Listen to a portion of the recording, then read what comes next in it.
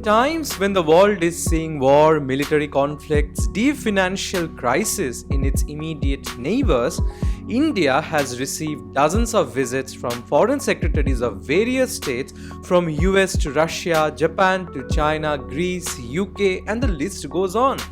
India now plays a vital role in the world politics. No wonder why Boris Johnson says that every nation is trying to be a friend of India at the moment. Let's look at the factors which drove India to an all-time great diplomatic supremacy in various bilateral and multilateral scenarios. India's balanced position in the world affairs, or its non-aligned stance. It does not blindly choose east or west. The Western leaders wanted India to join them in condemning Russia and bring down sanctions. There was probably a massive media campaign with the dissatisfaction on India's foreign policy, the greatest among which was a series of media attacks on oil imports. The reply from Indian External Affairs Minister was outstanding. What India imports for a month, Europe has already imported that in one afternoon. But I suspect, looking at the figures, probably our total purchases for the month would be less than what Europe does in an afternoon. So you might want to think about it.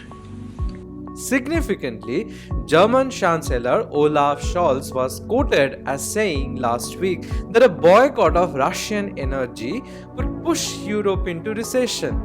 You will be surprised by the fact that Western sanctions have come with some bypass to allow oil imports from Russia. Russian banks that are the main channel for EU payments for Russian energy imports have not been excluded from the SWIFT international payment system, said a senior government official earlier this month. But the blame is still on India. There are dozens of channels left open for pan-European transactions to Russia. Recently, Germany even agreed to pay for Russian oil in rubles. Comment below if you want to know how the Western nations is secretly funding the Russia-Ukraine war. The only reason why oil prices are so high today is the Western sanctions. The US is returning back to Venezuela, a country heavily sanctioned by the US, the Saudi, to meet its own oil demands. But if India meets its energy demand, the media houses questions, which side of the history are we in? United States Deputy NSA Dalip Singh, a man of Indian origin, strategically chosen to threaten that in case China attacks India, Russia would not come to help, as if US will jump into the situation. Look at how many political crises they have left unsolved with its own exploitation.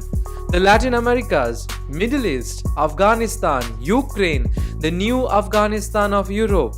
But still, 2 lectures a day from US officials on how India should deal with internal affairs. Nonetheless, the West still keeps India on the forefront to check the Chinese power within control. Owing to such situations, other developing nations are looking for alternative powers. Mauritius is looking towards India in order to resolve a conflict between UK and Mauritius over Diego Garcia. India is providing massive supplies of pharma to look into the humanitarian crisis. India is looking for increased wheat exports to the African and Middle Eastern countries, the stocks of which has been depleted by the Ukraine-Russia conflict. India's rupee, an indigenous financial gateway, is removing dependence on Visa, MasterCard and other dollar hegemonies. Now Nepal, UAE, Bhutan, Singapore shares the same payment network as well. Pakistan and Sri Lanka has already fallen deep into the Chinese debt trap. India also have a major role to play here to stop the Chinese deceptive strategy to spread further into Asia. Chinese Foreign Minister asking third nations not to intervene in the Chinese-Sri Lankan affairs. What they forgot is that countries in Indian subcontinent share deeper historical ties which cannot be undermined by the debt policies that it is leading.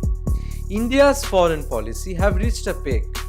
Probably, I would not make a mistake in calling it out as a golden age of India's foreign affairs under current External Affairs Minister S. Jaishankar. His witty replies, cool way of handling bilateral dialogues, slamming media remarks on point on the stage needs a special mention. And if you can prove that concept here, then I think it's probably the best way to sell democracy. Don't worry, Senator, one democracy will settle it. And you know which one.